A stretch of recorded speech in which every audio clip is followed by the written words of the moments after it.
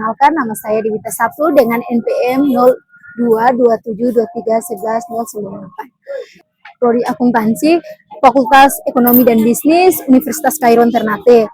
Jadi di sini kami ditugaskan oleh Bapak Dr. Suwito SEMS. Nah, sebelum kita masuk ke praktek perbankan syariah, kita harus tahu dulu sejarah perbankan syariah.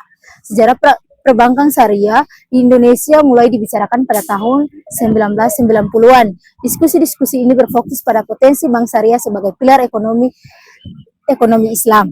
Setelah itu berdirilah BPRS Syariah. Sebelum adanya bank syariah akan skala penuh, beberapa bank kredit pengkreditan rakyat atau BPRS Syariah sudah mulai berpotensi sejak tahun 1990-an.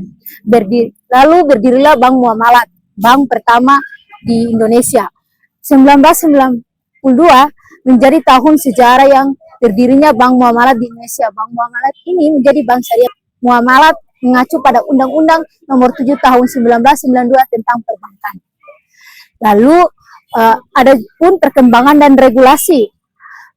Perkembangan dan regulasi praktek perbankan syariah itu terdiri atas dua banking system atau pada tahun 1998 Undang-Undang Nomor 7 Tahun 1992 direvisi menjadi Undang-Undang Nomor 10 Tahun 1998. Undang-undang ini secara tegas mengakui keberadaan dua banking system, yaitu sistem konvensional dan sistem perbankan syariah.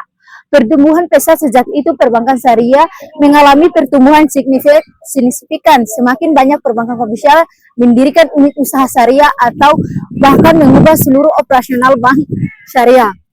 Regulasi yang mendukung otoritas jasa keuangan OJK sebagai regulator perbankan terus menerbitkan berbagai peraturan untuk mendukung pengembangan bank syariah. Lalu masuk ke peluang perbankan syariah di Indonesia sangat besar dan sangat menjanjikan. Hal ini didukung oleh beberapa faktor.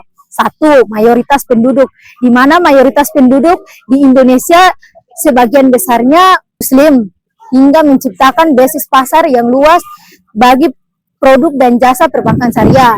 Dua, dukungan pemerintah. Dukungan pemerintah telah memberikan dukungan yang kuat terhadap pengembangan perbankan syariah melalui berbagai kebijakan dan regulasi. Tiga, pertumbuhan ekonomi. Pertumbuhan ekonomi yang sangat stabil memberikan peluang bagi perbankan syariah untuk tumbuh dan berkembang. Empat, minat masyarakat yang meningkat. Semakin banyak masyarakat di Indonesia yang tertarik dengan produk dan jasa perbankan syariah karena sesuai dengan nilai-nilai agama dan etika.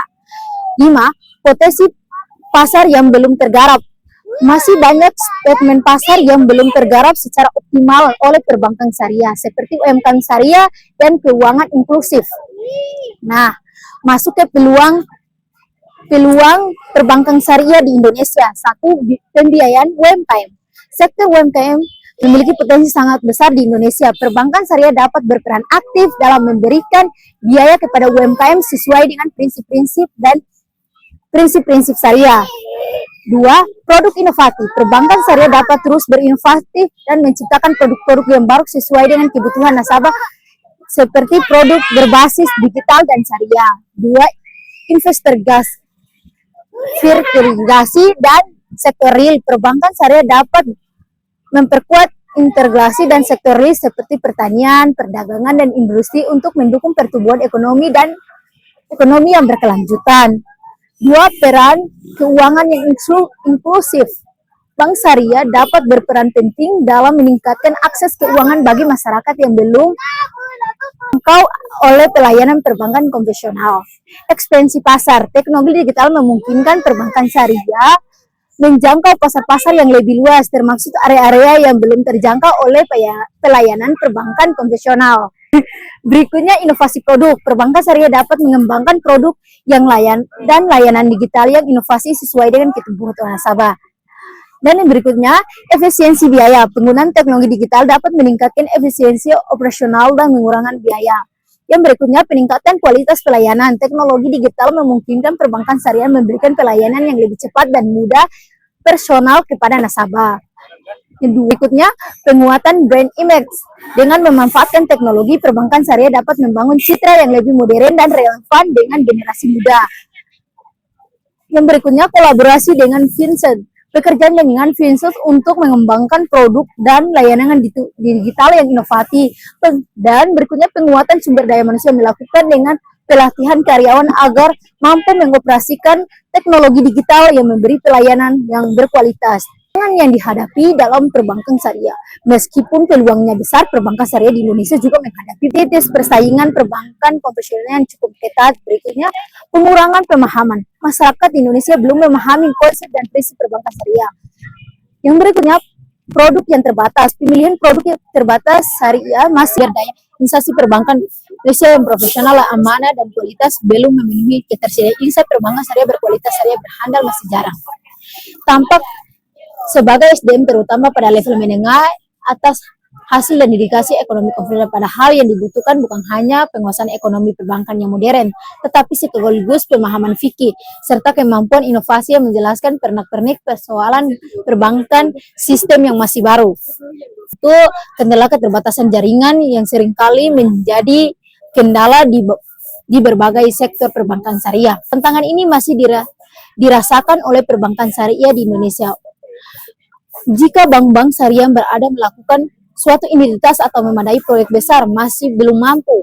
Pernyataan tersebut sungguh ironis, tetapi itulah kenyataan.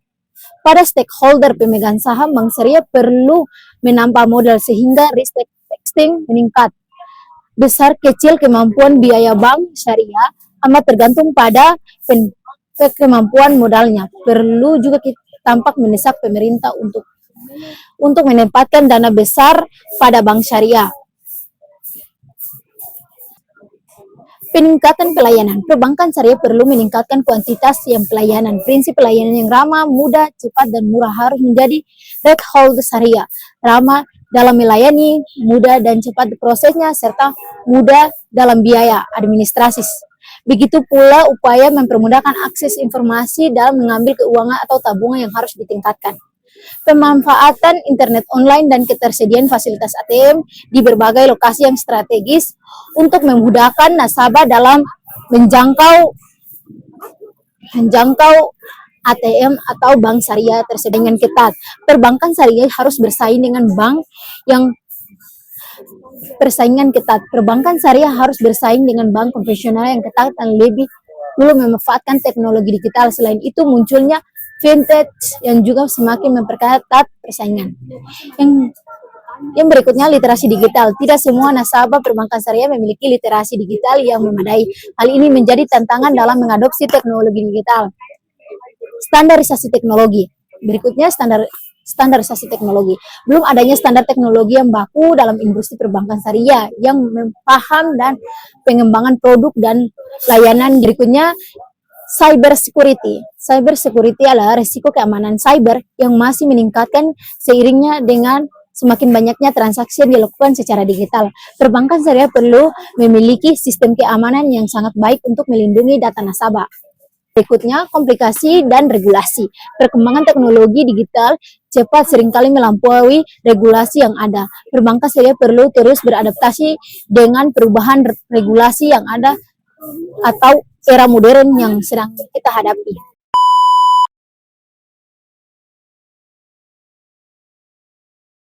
Assalamualaikum warahmatullahi wabarakatuh. Waalaikumsalam. Sebelumnya perkenalkan, nama saya Dewita Sabtu. Boleh tahu nama Bapak siapa? Nama saya Junaid Haji Rauf. Bapak, saya mau nanya nih sedikit bertanya. Bapak cara tentukan harga-harga dari jualan Bapak itu bagaimana gitu? Oh, jadi sekarang harganya kalau rica ini saya ambil contohnya 50, saya harus jual dengan harga 60. Berarti ikut harga pasar di sini? Iya. Nah, saya jual harga 60.000. Begitu juga lemong. Jadi harganya ada bervariasi. Oh iya, tapi tetap hidup kayak sesuai dengan yang Ya, dijual kan? sesuai dengan harga pasar. Yang boleh saya tanya lagi, jadi maksudnya dari sini kan tahu nih, terus kan di sini di pasar nih kan banyak penjual nih, pasti bersaing lah. Itu Bapak cara daya tarik pelanggan bagaimana? Oh iya, terima kasih. Jadi kalau kita namanya kita jualan, supaya kita punya peminatnya banyak, ya kita harus panggil sama pembeli juga harus dengan sopan. Kita berikan ini juga harus dengan, ya istilahnya kalau kita sini bilang harus apa, yang baik lah. Iya, berarti Iya. yang pelayanan yang Ya ramah ya. pelayanan yang ramah, supaya pembeli kita juga kan mereka tidak bosan-bosan.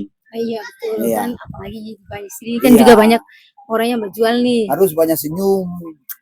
Iya, harus banyak senyum. Jangan orang belanja kita mukanya tegang, nanti orangnya dia takut, pembelinya dia lari, begitu. Jadi kita harus ramah sama pembeli. Oh iya. Iya. Maksudnya ini supplier nih Bapak ambil dari pihak yang orang yang petani langsung atau Oh, jadi yang ini atau yang orang yang dari petani jual ke orang terus ah, Bapak ambil begitu saya ambil dari petani ke orang. dari petani ke tangan kedua, dari tangan kedua saya yang ambil. Berarti tangan kedua ya. Iya.